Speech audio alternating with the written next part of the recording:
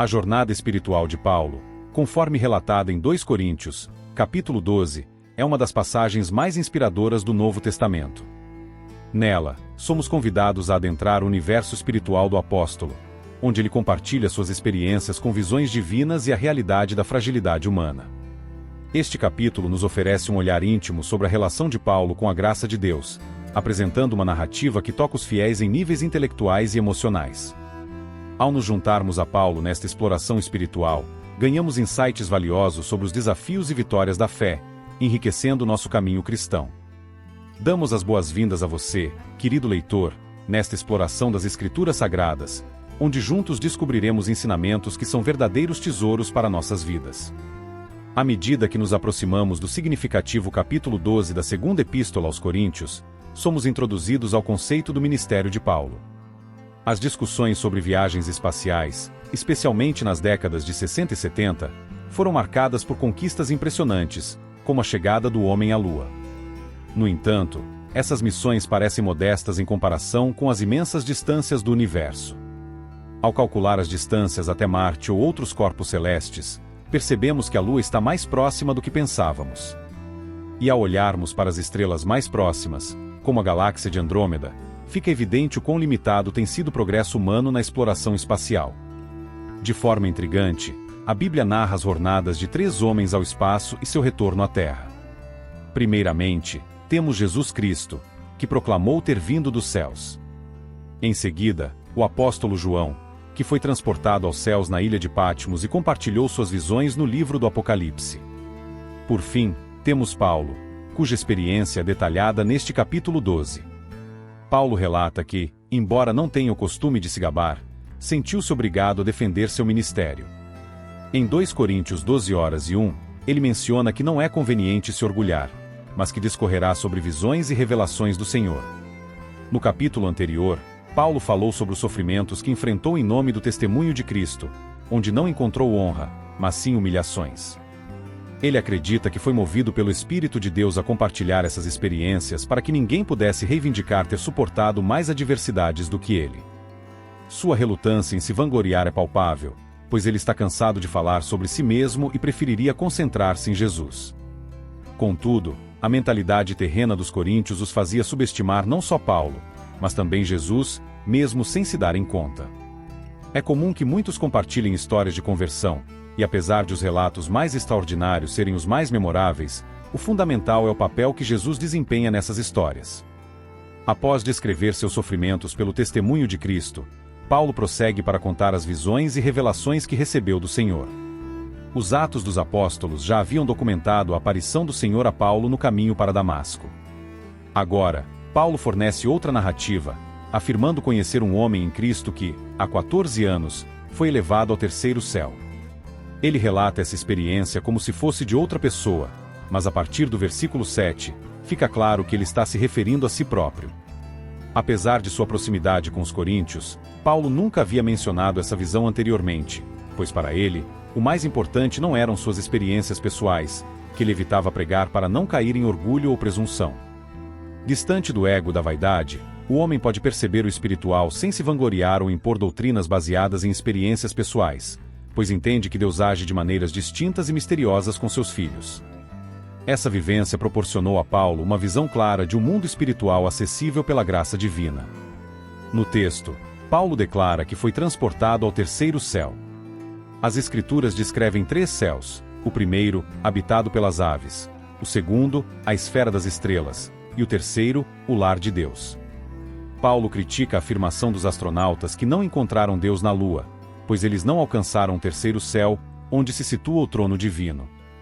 Ele relata sua experiência de ter sido levado ao terceiro céu, ocorrida 14 anos antes de redigir a epístola, aproximadamente durante sua primeira missão evangelizadora.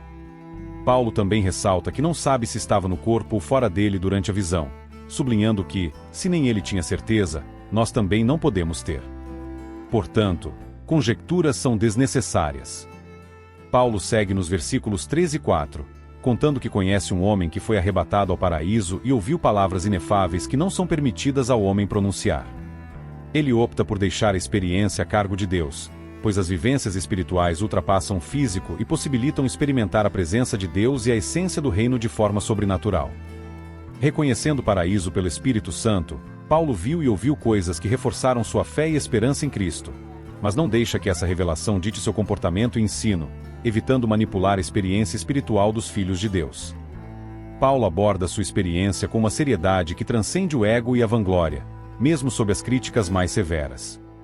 Ele destaca que o cerne da questão é a mensagem divina, não as experiências pessoais, mantendo-se firme na fé e esperança em Cristo. Ao relatar tal experiência, muitos poderiam ter elaborado extensas mensagens sobre sua jornada celestial, mas isso foi tudo o que eu disse, esse foi meu relato completo. Falei tanto e, ainda assim, disse tão pouco, não houve uma descrição detalhada dessa experiência. Continuemos lendo os versículos, em de tal homem me gloriarei, mas de mim mesmo em nada me gloriarei, senão em minhas debilidades. No entanto, se quisesse me gloriar, não seria insensato, pois diria a verdade. Mas deixo isso de lado, para que ninguém pense mais de mim do que o que vê ou ouve de mim. Aqui, não vemos nenhuma ostentação, nem alarde sobre mim mesmo. O homem que foi levado ao terceiro céu e ouviu palavras inefáveis que a ninguém é lícito pronunciar era o mesmo que foi descolgado por uma janela na parede da cidade numa cesta.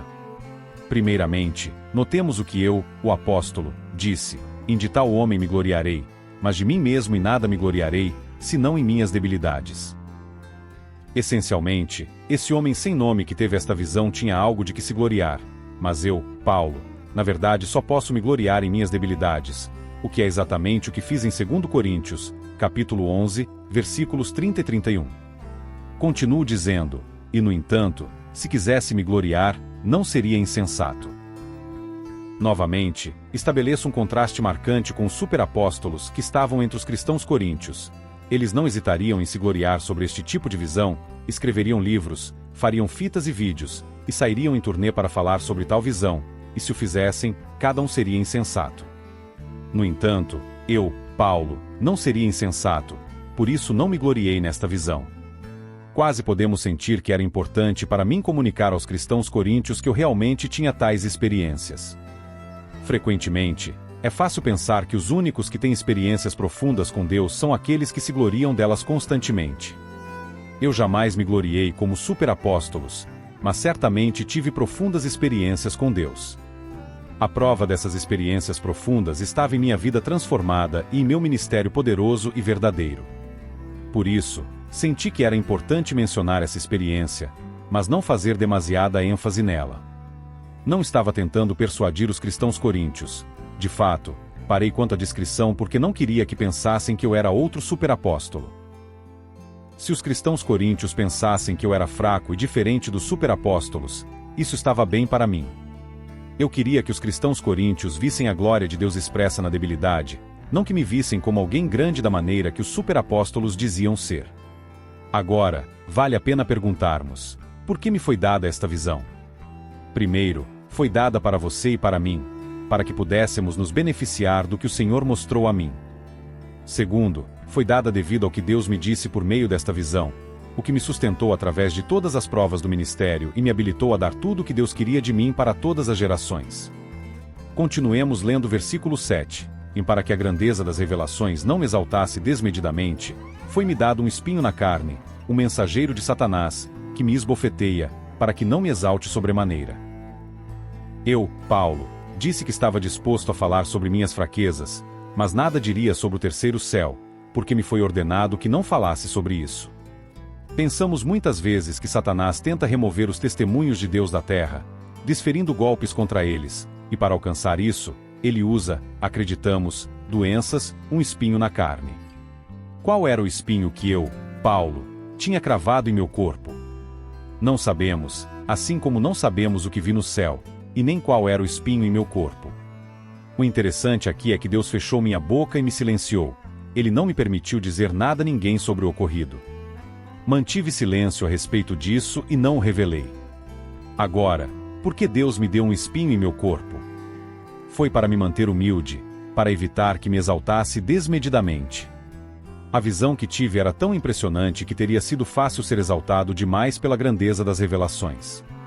Eu poderia ter me glorificado em mim mesmo ou ter feito com que outros se gloriassem em mim por causa dessa experiência. Eu não estava imune ao perigo do orgulho. Ninguém está. As melhores pessoas entre o povo de Deus têm uma raiz de orgulho dentro ou uma disposição para se exaltar desmedidamente por causa dos favores recebidos de Deus que não são comuns a outros. Aparentemente, todos podiam ver o espinho na carne de que eu padecia. Não era um segredo. Minha visão celestial era um segredo até o dia em que a declarei, mas todos podiam ver o espinho. Alguns entre os cristãos coríntios tinham uma opinião menor sobre mim devido a meu espinho na carne, mas não sabiam nada sobre a surpreendente experiência espiritual por trás disso. Notemos o que disse o apóstolo: e foi-me dado um espinho na carne, um mensageiro de Satanás, que me esbofeteia. De uma maneira estranha, o espinho foi, em última análise, dado por Deus, mas também era um mensageiro de Satanás. Satanás provavelmente teve a permissão de Deus para afligir-me, e o fez com malícia contra mim, mas Deus teve um propósito em tudo isso e permitiu que o mensageiro de Satanás, de maneira eficaz, impedisse que eu me exaltasse excessivamente a respeito disso. Roguei ao Senhor 3 vezes que o removesse de mim, e ele me disse: e basta-te a minha graça, porque o meu poder se aperfeiçoa na fraqueza. Portanto, de boa vontade me gloriarei ainda mais nas minhas fraquezas, para que sobre mim repouse o poder de Cristo. Pensa-se que o problema de saúde que eu poderia ter seria um problema nos olhos, algo que discutiremos mais detalhadamente em nosso estudo do livro de Gálatas. Independentemente da natureza desse espinho, roguei ao Senhor 3 vezes para que essa aflição fosse removida, e o Senhor recusou-se a fazê-lo. Ele ouviu-me a primeira, a segunda e a terceira vez. Não foi que o Senhor não tivesse ouvido minhas orações, mas a resposta do Senhor foi que não. Às vezes, continuamos pedindo algo ao Senhor pelo qual Ele nos disse que não. Se Ele não nos deu o que pedimos, pensamos que não respondeu à nossa oração. No caso de mim, Paulo, o Senhor disse-me: em ti basta a minha graça. Ele disse que não removeria o espinho do meu corpo, mas que me daria graça para poder suportá-lo, e essa resposta foi o melhor de tudo. Para obter a vitória, eu tinha que acreditar que a graça de Deus era suficiente, e na realidade, não acreditamos que a graça de Deus é suficiente até que nos convençamos de que nós somos insuficientes. Para muitos de nós, especialmente na cultura americana, este é um grande obstáculo. Somos pessoas que idolatramos ao homem feito à nossa imagem e queremos confiar em nós mesmos, mas não podemos receber a força de Deus enquanto não conhecemos nossas fraquezas. Em uma abordagem humilde e introspectiva, Paulo reflete sobre sua experiência espiritual, enfatizando a importância da mensagem divina em vez de suas próprias vivências. Ele se distancia da autoglorificação, optando por destacar suas fraquezas como um testemunho da força e graça de Deus. Recontando a visão celestial de Paulo. No relato de Paulo sobre sua experiência celestial, ele adota uma postura de modéstia, escolhendo não se exaltar, mas sim glorificar-se nas fraquezas que revelam o poder de Cristo. Ele contrasta sua atitude com a dos superapóstolos e, que poderiam ter usado tal visão para se promoverem. Paulo, no entanto, busca demonstrar que, apesar de não se vangloriar, ele possui uma fé profunda e um ministério transformador, evidências de seu encontro com o divino. Ele expressa que a visão não foi dada para sua exaltação pessoal, mas para fortalecer a todos na fé e capacitá-lo a enfrentar os desafios do ministério. O espinho na carne mencionado por Paulo serve como um lembrete de sua humanidade e da necessidade de depender da graça de Deus, que é perfeita na fraqueza. Paulo conclui que, embora os apóstolos possuíssem dons milagrosos para autenticar sua mensagem, sua própria jornada foi marcada pela graça divina, permitindo-lhe superar barreiras linguísticas e culturais. Ele encoraja os fiéis a se concentrarem em Cristo, cujo amor e caráter devem ser refletidos em suas vidas, transformando cada desafio em uma oportunidade para testemunhar o Evangelho. Conclusão e convite à reflexão. Com o convite à reflexão, Paulo encerra seu discurso, incentivando os ouvintes a aprofundarem seu conhecimento de Jesus, o cerne da fé cristã e a esperança da eternidade. Ele agradece a companhia e as orações, lembrando a todos que, enquanto caminhamos neste mundo, devemos viver com a eternidade em mente, mas também agir com amor e urgência no presente, refletindo o amor de Cristo e atraindo outros para o Evangelho. Que esta recontagem da experiência de Paulo inspire a todos a buscar uma compreensão mais profunda da vontade de Deus e a viver uma vida que reflita a glória divina, mesmo em meio às nossas imperfeições humanas. Que Deus abençoe cada um ricamente, e que possamos nos encontrar novamente, seja neste mundo ou na glória eterna ao lado de nosso Senhor.